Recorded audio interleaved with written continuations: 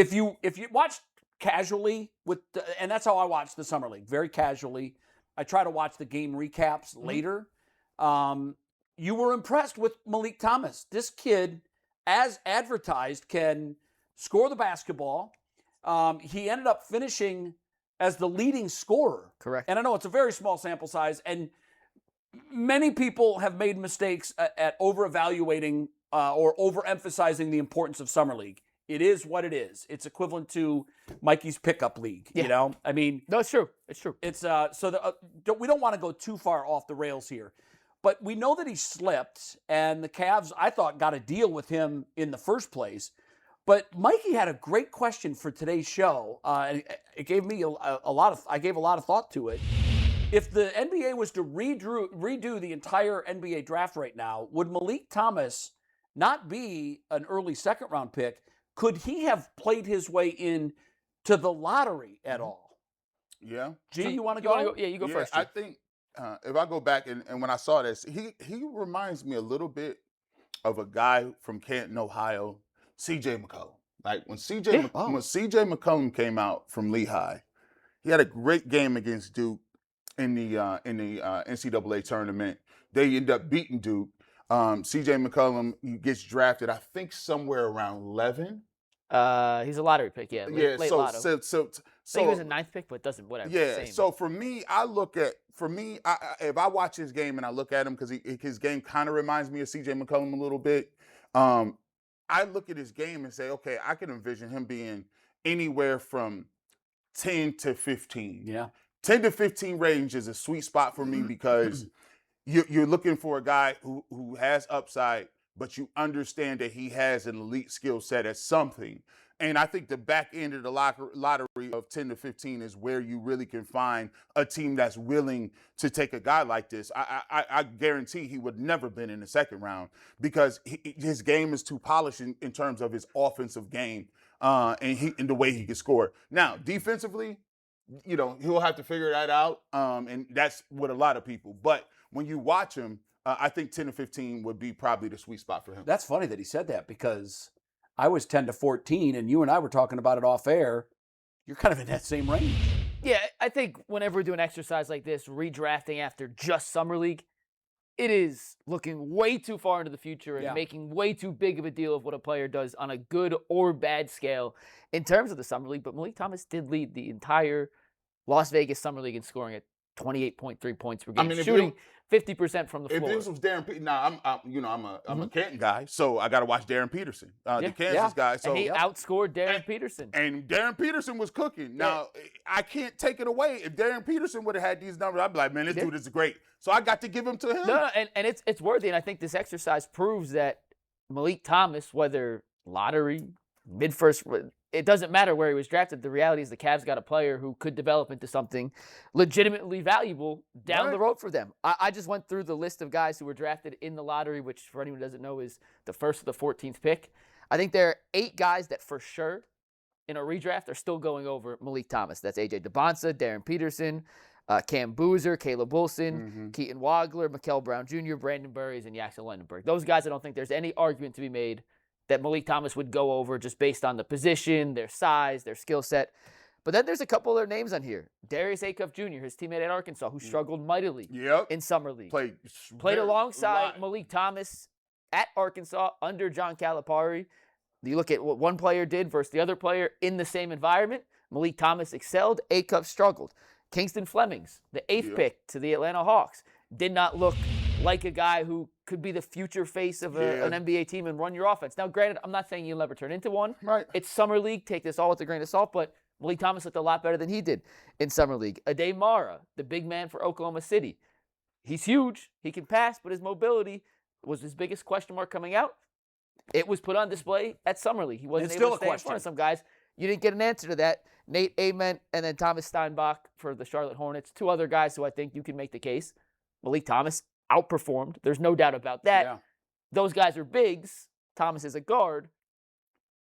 Pick and choose. But when you look at Meleek Thomas, 5-star kid coming out of high school, commits to Arkansas and plays for Coach Cal, shared the backcourt alongside, who loves him, by the way, shared the backcourt with Darius Acuff Jr., so he didn't get a chance to be the focal point of an offense.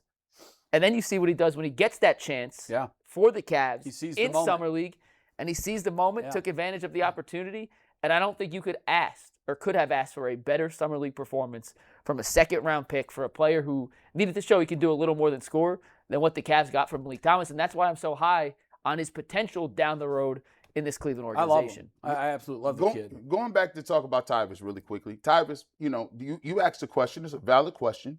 You said, if you get LeBron and he comes back, what are you going to do after LeBron? You got 1-2 years. You're going to be left with holding the bag, and that's what generally happens when you lose superstars and you got to retool. Well, Tyvus, this is your answer. A lot of people say, G. Bush, you and Mikey is crazy. Y'all be watching Summer League. Y'all be doing a lot. But here's the thing. When you look at the rules and regulations and how the salary cap is tooled and how the salary cap and basically when you're looking at the levels and the luxury tax and all these things, it tells you basically how you need to operate. The way you can actually make your team better, at some point, you have to get somebody in your organization, whether you draft in mid to late, that hits. Mm-hmm. You got to find somebody Multiple that you didn't expect to get. And that's what the Oklahoma Cities are doing. Yes. They listen, they just let Lou Dort walk. They just let some of these other dudes walk. Was Isaiah Joe, didn't they let him go? Isaiah Joe and Aaron Wiggins. So they moved them dudes out the way. They got SGA. They paying him and Chet Holmgren and Jalen Williams. You got to let some of these guys go. So how do you get it? You develop. Now the Cavs got ball handlers now.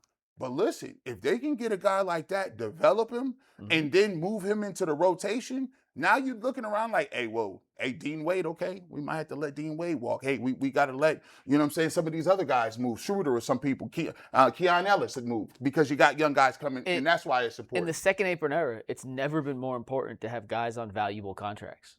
Like low end. Absolutely. It's like having a rookie quarterback deal. It is the one thing. There's two ways to win in the NBA right now, based off how the salary structure. I taught this before. Look at San Antonio, or look at OKC, where you have guys who would turn into superstars on rookie contracts. You can fill out the back end of your roster with highly paid guys. The Spurs have Wemby, who's still on a rookie contract. Dylan Harper's still on a rookie contract. Stephon Castle's still on a rookie contract. That's how they can afford to pay De'Aaron Fox. His extension kicked in last year. Okay. OKC, this is the first year that Williams and Chet Holmgren's extension had kicked in. Or you could hire a dad whose son is one of the 5 best players in the NBA, and he takes a $100 million discount. That's crazy. So you can afford to pay everybody else when you don't have that guy on a rookie contract. The Cavs don't have anyone in the Wembanyama, the Steph Castle, the Dylan Harper, young rookie superstar where you could build the rest of the roster out. They have the Donovans, the Evans who are on max contracts, the James who's making $30+ million a year, which is what we expect his extension to be. Jared Allen making $30 million. So how do you feel about the rest of your roster? With guys like Meleek Thomas, a second-round pick who is underslotted compared to the player he might turn into, the Craig Porter Jr.'s, the Jalen Tysons, those guys on these cheap contracts, even Sam Merrill at $9 million, is under his value when it comes to other comparable players across the league. That's how you fill out a roster, and that's the approach the Cavs are taking, which is why Koby Altman told us after they took Meleek Thomas, it was a no-brainer. He was the guy we thought had the best chance to turn into a legitimate contributor over the course of his rookie contract. We weren't wanting to pick a player we could put in play right now who didn't have the ceiling that Meleek Thomas has. We think he could be a real guy in a year or two. So we're going to take him. We're going to develop him. When it's his time, he'll step into the minutes that James Harden evacuates or Donovan Mitchell evacuates or Craig Porter Jr., whoever, Dennis Schroeder, because you have the guy waiting in the wings to take his spot. I know we deprioritize the summer league. It's all we have. Yeah. So I mean, we have obviously his college career too, but really all we have to look at right now is what he's done in a very short sample size in terms of summer league games. I can understand why an organization would say it doesn't matter if your guy goes out there and doesn't perform well. Mm-hmm. I can understand why you would say, look, it's summer league. We're not panicking. But this is the other way around. He went out and did everything and more that we wanted him to do, did it at a high level, and did it consistently through all of his games. So I can discount the summer league if a guy's not playing well and say it's early, he hasn't adjusted.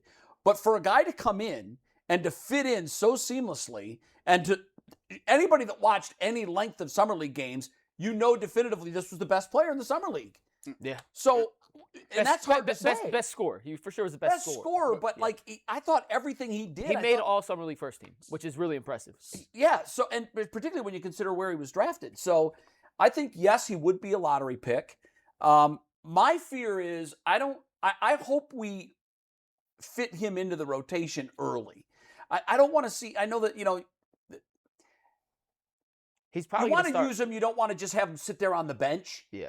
And I understand developmentally, put him in the G League and whatever, and let him play. But I think he's too good for that. I really do. I want to see him in the preseason games. I want to see him early, and I want to see him often with different rotations. Can I ask you a question how on he fits that? in? Sure. And I don't necessarily think you're wrong, so I want to make this. I'm more asking the question. He's a guy that needs the ball in his hands. I agree. Still. And I don't know who's going to. So my question is to get him to develop into the player I think they need him to get to. Yes. How do you balance, and this is a question for Koby in the front office. That is the question. How do you balance him getting the reps on ball that you need him to get to become a better playmaker, to become better at reading defenses, while also, like James Harden you're not taking the ball out of James Harden's hands to put it in Meleek Thomas. No, you're not. Maybe you should, but it's are not going to happen. Exactly. So how do you particularly balance in that? the regular season? I'm giving shooters. To where I would advocate using him is you're going to be involved in games where you're up 25 in the fourth quarter. Yeah. Like I want to see. I think sometimes it can be a detriment, and I think this in baseball too. When guys are kind of tweeners between Major League and AAA, and you want to use them every day. Estevan Flores, who was the guy that the Guardians had? Both called him a 4A player. I never heard that term before. Yeah, it's a tweener. It's a guy outfielder. It's too good for AAA. Yeah, but not really quite, in Major League. Yeah, Nolan Jones. I think that's who he was referring to. Nolan Jones is a guy that he rakes against AAA pitching. He comes up in the big leagues and he just looks deficient. Mm-hmm. I feel like with a young player in particular, Nolan Jones has been around for a while and we know what he is. He's got peaks and valleys, but back of his baseball card pretty much speaks to who he is. But for a guy like this who is so young and in the developmental stage, I think if you send him down to the G League, I don't know that he's going to sharpen those tools. Mm-hmm. I think he's going to sharpen those tools. I think he's good enough where he belongs at the NBA level. And the way you do it is you wean him along slowly during the course of the regular season. You give him minutes here and there in games that are blowouts, and that will tell you a lot. Maybe it proves that he's not ready for prime time and that they do need to send him down to work on some things. But I just think this is a kid that's good enough that I hope he makes the roster. I hope he's getting meaningful minutes because I believe your point was dead on. How is Oklahoma City where they are? Well, their blueprint is just don't miss on draft picks, no matter where they are. And the Cavs didn't have a lot of draft capital this year, but it appears like they hit a home run in a place where they were probably hoping for a single or a double. Do you know what OKC also does really develop? Good? And it's their developmental. Absolutely. And there's a reason their G League team is always one of the best in the entire association. Yes. Because they take these guys, they put them through their system, and then they come ready, NBA made when they make that jump. So ready for their system, too. Exactly. I think they need. I would love. I like what you said. I would love for him. This is a very pivotal time in his career, and it arguably is the best. You telling me I could be on the roster, and I'm soaking game up from Donovan Mitchell, James Harden, and LeBron. I want him. I don't care if he. I want you on the. I need you glued to these guys, right? And think about those lessons. He can accelerate his growth like this. And the thing, people always say, well, G. Bush, you love Imani Bates. Well, you love Jalen Tyson. See, the thing about basketball is all basketball people, when you look at it, bag work is evident. Yes. So let me just say, bag work is evident. When you say bag work, Imani Bates can shoot. He can catch and shoot, right? He can get hot from deep. But when you come to the other things, the thing that limits him is his ability to get to the rack, his lateral functional quick ability. Didn't have a good handle. And the handle isn't good enough. Then you saw Jalen Tyson. So Jalen Tyson come out, we say, all right, we saw Imani Bates and Jalen Tyson. Jalen Tyson had a more physical body. He had a different frame. He worked on it. He didn't shoot as well as Imani Bates, but he worked on it and was able to elevate that part of his game. More gritty, can do more other different things, right? A good role player, like his highest version is a Josh Hart. You need a Josh Hart like that. Yeah. But when you see this guy, when you see Meleek Thomas, like you see him, the ability to get the ball and make moves on his own. Whether it's the floater, whether it's the hezzy, whether it's the pull-up game, whether it's I could come off screens and hit. You watch the playoffs and you watch the Cavaliers. They didn't have that outside of the guys they had. Max Strus is not a creator. Dean Wade ain't a creator. Sam Merrill's not a creator. The only other ball handler they had really was Dennis Schroeder. And you say, where the minutes coming from? I hit Dennis Schroeder's minutes.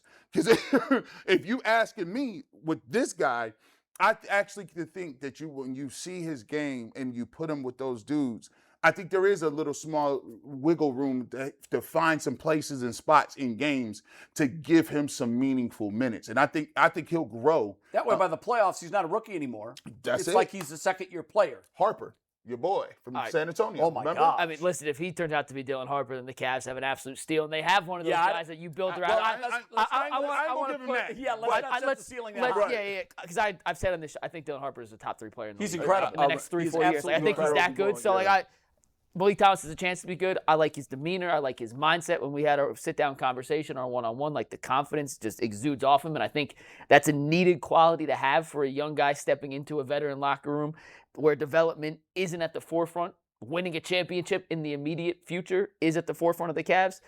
And in terms of taking Schroeder's minutes, like I'm with you if Schroeder's on the roster.